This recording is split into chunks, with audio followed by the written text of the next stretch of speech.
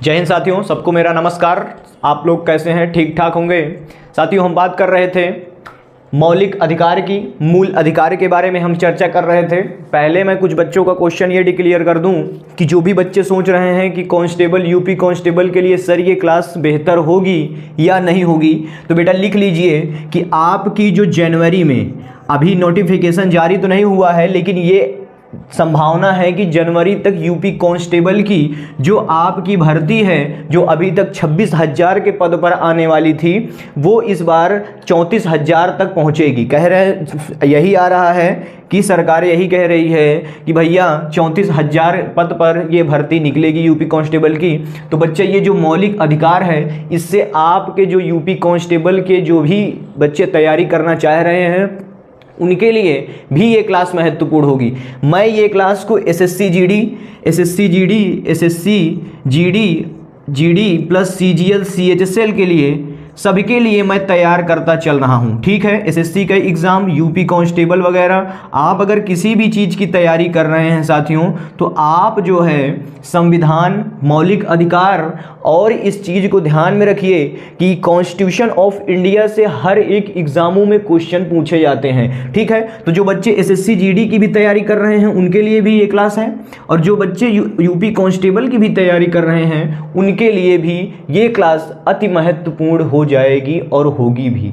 ठीक है, जिससे कि आप बिल्कुल बेफिक्र रहिए।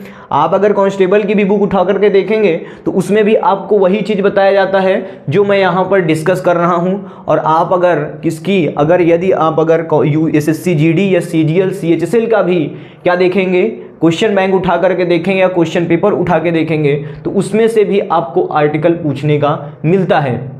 फर्क यही होता है कि एसएससी जो भी कांस्टेबल होता है उसमें आर्टिकलों के अंदर घुस करके पूछ लेता है, उस प्रकार से पूछता है, लेकिन एसएससी जीडी वगैरह में ये पूछता है कि भैया कितने हैं, कितने क्या हैं, तो इस प्रकार से ये पूछता है। लेकिन बस यही है कि आप अगर इसमें भी आपको एसएससी जीडी आपका ये भी एक कांस्टेबल के रूप में है, इसमें से आपको ये मतलब कि कह सकते हैं कि मौलिक अधिकार या संविधान को पढ़ना आपके लिए अति आवश्यक है। तो इस क्लास के माध्यम से मैं एक संविधान की सारी क्लासेस धीरे धीरे मैं ले रहा हूँ, जो कि आप बने रहिए मेरे साथ ज़बरदस्त तरीके से। मैंने इसके पहले काफ़ी क्लासेस ले चुका है, जो कि आप देख लीजिए। जो भी बच्चे नहीं देखे हैं वो जाएं और प्लेलिस्ट को खोलें और वहाँ पर मेरी प्लेलिस्ट मिल जाएगी, आप उसको ज्वाइन कर सकते हैं।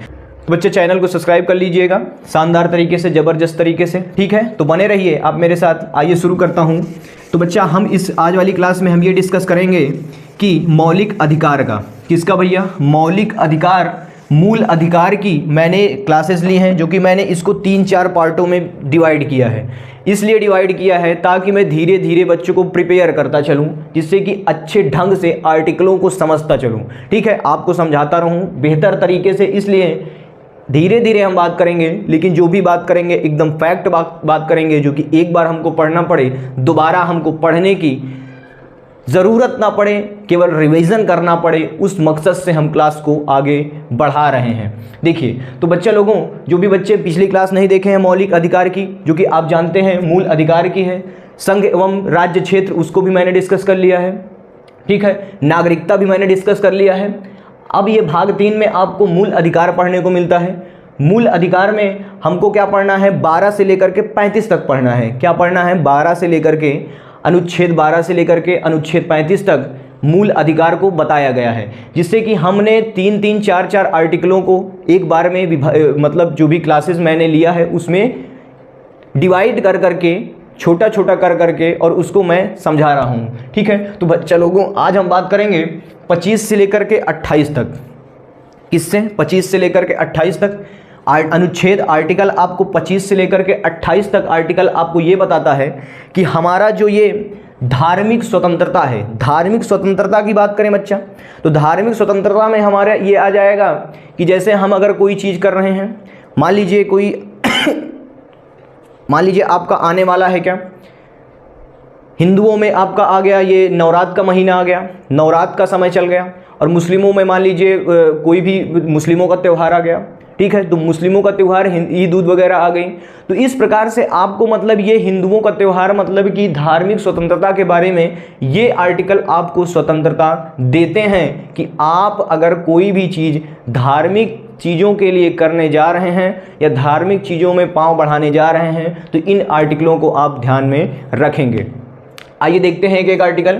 तो धार्मिक स्वतंत्रता का अधिकार, भारत में मूल अधिकार में, हम मौलिक अधिकार में ये है कि भैया धार्मिक स्वतंत्रता का अधिकार है। आप किसी प्रकार की आप स्वतंत्र हैं, आप कोई भी धर्म अपना सकते हैं। ये आप डिपेंड करेंगे आप कौन सा धर्म अपना रहे हैं, वो आपके ऊपर है कि आप हिंदू मुस्लिम कुछ भी अपना रहे हैं वो आप जानते हैं, ठीक है। सिख ईसाई कुछ भी है, लेकिन एक बात तो जानते हैं कि हिंदू मुस्लिम सिख ईसाई आपस में हैं सब भाई भाई, ठीक है। तो ये चीज़ है आपको। आइए, केवल हम एक ही धर्म के हैं, वो है हमारा हिंदू धर्म, ठीक है। हिंदुस्तानी है, गर्व से कहो हिंदुस्तानी है, वो आप चाहे जो भी हो, ठीक है। अब देखिए क्या है हमारा भैया, आर्टिकल 25 कहता है अंतःकरण की चर्चा। आर्टिकल 25 में ये बताया गया है कि अंतःकरण की चर्चा, अंतःकरण से ये होता है कि हम कोई भी, अंतःकरण की मतलब हम कोई भी धर्म अपना सकते हैं, हमारी स्वतंत्रता है। मौलिक अधिकार भी आर्टिकल 25 भी ये कहता है कि हम भैया कोई भी धर्म अपना सकते हैं, जिसमें हम हिंदू अपनाना चाहें हिंदू अपनाएं, मुस्लिम अपनाना चाहें मुस्लिम अपनाएं, सिख अपनाना चाहें सिख अपना सकते हैं। तो इसके लिए हम स्वतंत्र हैं, कोई भी धर्म हम अपने से अपना सकते हैं। ये आपके ऊपर डिपेंड करता है कौन सा आप अपना रहे हैं। व्यक्तिगत धार्मिक स्वतंत्रता की चर्चा है, व्यक्तिगत धार्मिक स्वतंत्रता की चर्चा है। अंतःकरण का यही अर्थ है कि व्यक्तिगत हमको धार्मिक स्वतंत्रता मतलब हम अकेले अपनी व्यक्तिगत कोई भी धर्म अपना सकते हैं, ये आपको आर्टिकल 25 बताता है।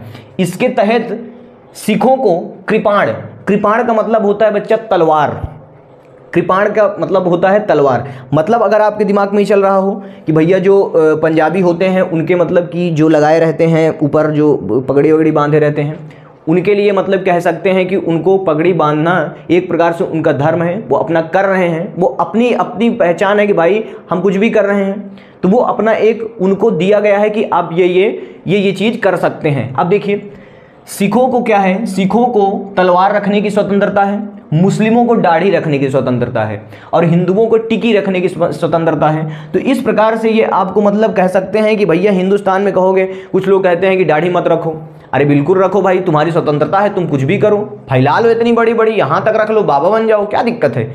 दाढ़ी आपकी है, चेहरा आपका है, शरीर आपका है, कुछ भी करो भाई, ठीक है। लेकिन ये है कि यहाँ पर ये भी ध्यान रखना है कि आर्टिकल 13 का उल्लंघन नहीं होना चाहिए। मतलब आप कोई भी चीज़ कर रहे हैं लेकिन सामने वाले को प्रॉब्लम नहीं होनी चाहिए, इस प्रकार से इसको हम ध्यान में रखना पड़ेगा। देखिए आर्टिकल 25 यही कहता है कि भैया आप अंतःकरण कोई भी धर्म अपना सकते हैं। आप सिख हैं तो आपको कृपाण मतलब हम आपको तलवार रखने से भी नहीं रोकेंगे, सरकार भी नहीं रोकेगी कि आप भैया तलवार क्यों रोक रहे हो, ठीक है। तो ये चीज़ आपको मतलब हम अगर सिख हैं तो हमको ये सरकार को हम बता सकते हैं कि भैया हम सिख हैं, हम अगर तलवार को से हैं, क्रिमिनल नहीं कहलाएंगे ना भाई। अगर हिंदू से हैं तो भैया ये है कि नहीं भैया हिंदू तुम तलवार रखे हो, ये रखे हो, वो रखे हो, तो उससे हमको ये होगा कि भैया हम सिख हैं तो हम तलवार रख सकते हैं, और जो हमारी मुस्लिम है तो वो दाढ़ी रख सकती है, और जो हिंदू है वो टिकी रखने का उसको संपूर्ण अधिकार है। तो इस प्रकार से ये आपको आर्टिकल 25 बताता है कि आप किसी के धार्मिक स्वतंत्रता के लिए आप किसी की उसमें रोक टोक ना करें, ठीक है। अब देखिए आर्टिकल 26 ये है, दाढ़ी की बात। अगर कुछ बच्चों का दाढ़ी का में दिमाग फंसा हो, भैया हिंदू भी रखते हैं, बिल्कुल भाई रखो, तुम भी रखो, हिंदू भी रखो, तुम भी रखो, लेकिन घर वाले जो होते हैं, घर वालों को देखोगे तो वो कहते हैं कि नहीं भैया दाढ़ी ना रखो, ठीक है ना, कहते हैं। लेकिन आजकल के जो लड़के होते हैं जैसे हम हैं, ठीक है, तो जैसे हम हैं हम भी रखे हैं, तो ऐसी ऐसी बातें होती हैं कि भैया अपनी स्वतंत्रता है, आप कोई भी धर्म के हों, लेकिन आप अपनी दाढ़ी वाड़ी रख सकते हैं, कोई दिक्कत नहीं, आपको दाढ़ी भी रखने की फुल स्वतंत्रता है, आपको कोई दिक्कत, आपका चेहरा है, आप चाहे लपेट लीजिए, कुछ भी, वो आपकी जिम्मेदारी है, ठीक है। तो इस प्रकार से ये आपको आर्टिकल 25 ये चीज़ डिस्कस करता है या बताता है। अब देखिए आर्टिकल 26 से क्या कहता है, इसमें सामूहिक धार्मिक स्वतंत्रता है। सामूहिक धार्मिक स्वतंत्रता की बात करें, सामूहिक मतलब कि हम समूह में कोई भी कार्य करते हैं। सामूहिक का मतलब हो गया आपका हवन कर रहे हैं आप, या आप नमाज पढ़ रहे हैं, तो उस प्रकार की आपको आर्टिकल की स्वतंत्रता वो देता है आर्टिकल 26। आर्टिकल 26 आपको यही बताता है कि जैसे अब मैंने आपको पहले भी एग्जांपल दिया कि भैया आर्टिकल 26 के तहत आप अगर मतलब कह सकते हैं कि जो पंडाल लगते हैं, मान लीजिए नवरात्रि में माँ दुर्गा का पंडाल लगा है, यदि अगर कोई पब्लिक प्लेस पर है वो, या यदि मान लीजिए वो कहीं पर उस पर है, मान लीजिए कि रोड पे लगाया गया है, रोड पे भैया रोड को छोड़ करके लगाया गया है, भले लगाया गया है, ठीक है ना, तो उसमें जो मुस्लिम भी होगा ना वो भी उसमें क्या कर सकता है कि उसमें वो किचाई नहीं करेगा कि नहीं भैया यहाँ नहीं लगाना चाहिए, यहाँ हम लोग रहते हैं, ये है वो है फलाना ढीम का, क्योंकि उनको पता है कि कुछ दिन बाद जब हमको भी नमाज पढ़ना पड़ेगा, जब हमको भी नमाज पढ़ना पड़ेगा, जब हम भी लोग नमाज पढ़ने रोड पर उतरेंगे तो इनको भी दिक्कत होगी। तो इस प्रकार की स्वतंत्रता है कि आर्टिकल 26 यही कहता है कि अगर सामूहिक कोई कार्य कर रहे हैं तो आप जो है कुछ भी कर सकते हैं, मतलब सामूहिक कार्य कर रहे हैं मतलब आप हवन कर सकते हैं समूह में। मान लीजिए सामने वाले को प्रॉब्लम नहीं होनी चाहिए, मतलब सामने वाले को तो थोड़ी बहुत मतलब कह सकते हैं कि कुछ लोगों को, मान लीजिए हिंदू है तो उसको मुस्लिम है तो उसको प्रॉब्लम होगी, लेकिन उसको मतलब इस ढंग से नहीं देखना चाहिए, क्योंकि उसको मुसलमान है जो मुस्लिम है उसको भी ये याद रहना चाहिए भैया कि कुछ दिन बाद हमको भी नमाज इसी स्थान पर पढ़ना पड़ेगा, ठीक है। तो ये चीज़ ध्यान में रखना है। तो आर्टिकल 26 आपको यही बताता है कि धार्मिक, इसमें सामूहिक धार्मिक की स्वतंत्रता है, इसके तहत हवन सड़क पर नमाज पढ़ने की अनुमति है। सड़क पर आप जाएंगे, सड़क पर मान लीजिए मुस्लिम है कोई, तो वो जैसे नमाज पढ़ता है तो वो सड़क पर भी नमाज पढ़ सकता है, उसमें हिंदू भी कुछ नहीं बोल सकता, ठीक है। तो ये आपको आर्टिकल 26 ये आपको स्वतंत्रता देता है कि आप धर्म अपना अपनाइए, लेकिन सामने वाले को प्रॉब्लम नहीं होनी चाहिए, मतलब कि उसमें होंगे 2-4 ठे लंठ गंवार जो होंगे उन्हीं को प्रॉब्लम होगी, लेकिन सबको प्रॉब्लम नहीं होती है। तो ये आपको आर्टिकल 26 बताता है। इस प्रकार से हैं आपके ये आर्टिकल, समझ लीजिए। ये आपको SSC GD CGL UPSC UPSI जिस चीज़ का आप एग्ज़ाम देने जाएंगे ये आपको आर्टिकल मिलते रहेंगे, ठीक है। अगर आप एसआई वगैरह कांस्टेबल की भी पेपर देने जाएंगे, अगर एसआई का भी देने जा रहे हैं तो यही आपसे पूछा जाता है, इसी प्रकार के क्वेश्चन आते हैं। ध्यान दीजिएगा बच्चा, एकदम कॉन्सेप्ट सहित में लेकर के चल रहा हूँ। अब देखिए आर्टिकल 26 बताता है धार्मिक कार्य के लिए रखना धन पर टैक्स नहीं लगता है। भैया धार्मिक कार्य के लिए रखा धन पर टैक्स नहीं लगेगा। जो धार्मिक कार्य के लिए, मान लीजिए कोई धार्मिक कार्य है उस पर अगर उसके लिए कोई धन अगर रखा गया है, आप अगर कोई व्यापार कर रहे हैं तो उस पर टैक्स तो लगेगा ही। लेकिन यदि आप अगर धार्मिक कोई, मान लीजिए मंदिर में अगर कोई आप मंदिर में आप जैसे जाते हैं, जो भी गया गले में 10 रुपये डाल दिया, 5 रुपये डाल दिया, तो उस चीज़ के लिए वो चीज़ टैक्स नहीं लगेगा, ठीक है, क्योंकि वो व्यापार नहीं, वो धार्मिक कार्य के लिए लगाया जा रहा है कि हम गए भैया 10 रुपये उस गले में डालें, पुण्य का काम किए हैं कि भैया 10 रुपये उसमें डालेंगे, तो उस मतलब कि मंदिर का आगे आगमन होगा, मतलब आगे मंदिर बनेगी, अच्छा बनेगी। इस प्रकार से मतलब कि धार्मिक कार्यों के लिए कह सकते हैं कि धार्मिक कार्यों में आपका वो जो धन रखता है, जो धन रहेगा उसमें टैक्स नहीं लगता है, और वो आर्टिकल 27 बताता है। आर्टिकल कौन सा बताता है? आर्टिकल 27 ये बात डिस्कस करता है। अब देखिए आर्टिकल 28 क्या कहता है? सरकारी धन से चल रहे संस्थान इंस्टीट्यूट हो गया आपका, संस्थान आपका इंस्टीट्यूट, जो बच्चे संस्थान नहीं समझ पा रहे इंस्टीट्यूट हो गया, इंस्टीट्यूट कहते हैं उसको इंग्लिश में। सरकारी धन से चल रहे संस्थान में धार्मिक शिक्षा नहीं दी जाएगी।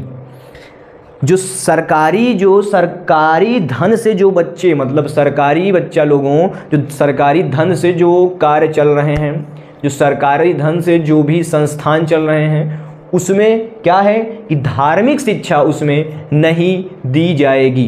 कुछ बच्चों का दिमाग में इसमें ये भी क्वेश्चन होगा कि भैया संस्कृत क्या है?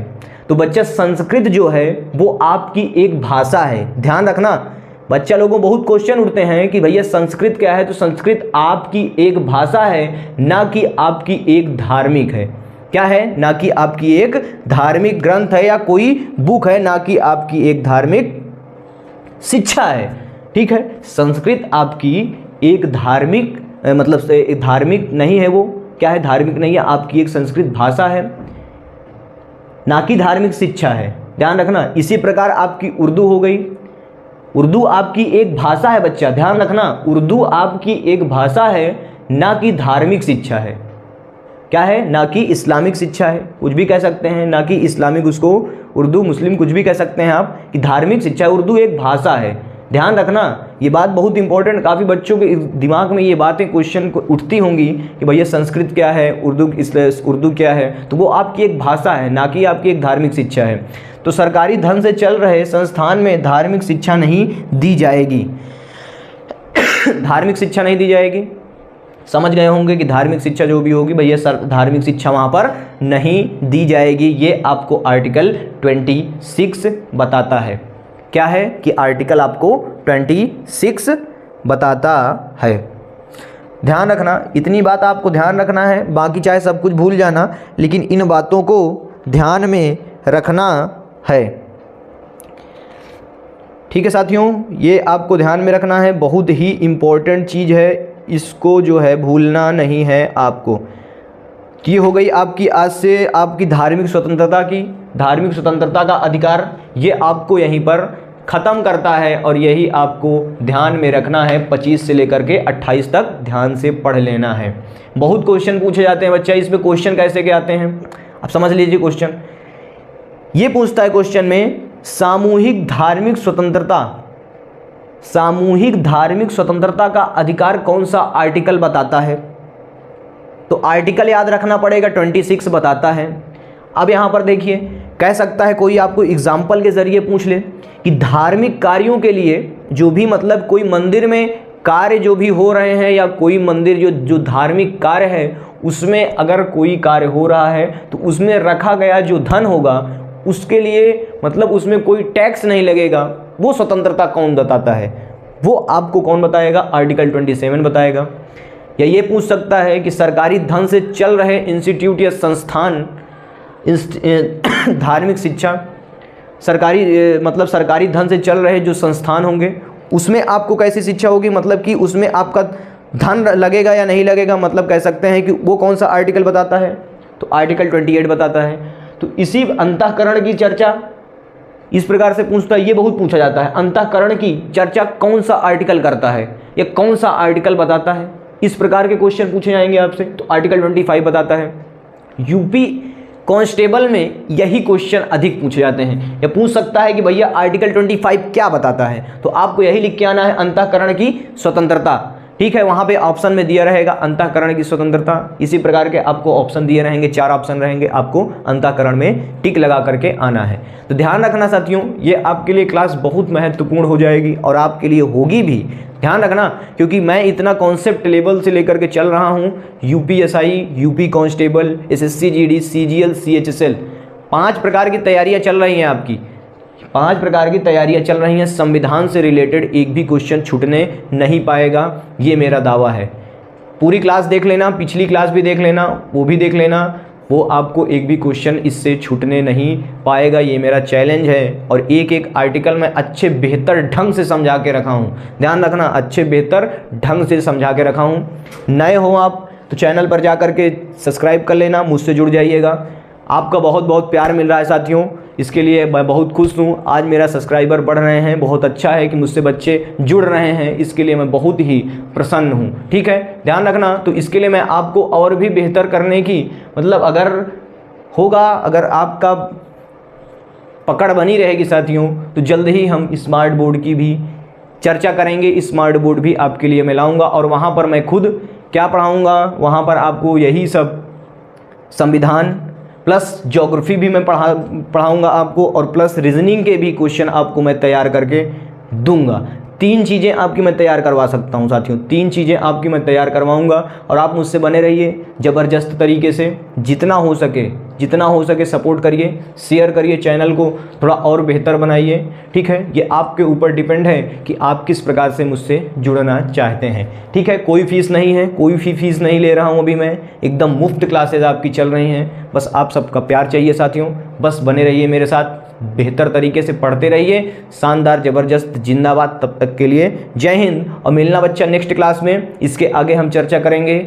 इसके नेक्स्ट क्लास में मैं इसके आगे जो भी बचे हुए आर्टिकल है 28 है, 29 से लेकर के 35 तक, इसके नेक्स्ट क्लास में मैं चर्चा करूँगा। पिछली क्लास देख लीजिए, प्लेलिस्ट आपको मिल जाएगी, वहाँ पर जाइए, आई बटन दिख रहा होगा, वहाँ पर आपको प्लेलिस्ट प्राप्त हो जाएगी, या तो लास्ट में आपको भी दिख जाएगी प्लेलिस्ट, वहीं पर क्लिक करके आप पूरी क्लास को देख सकते हैं।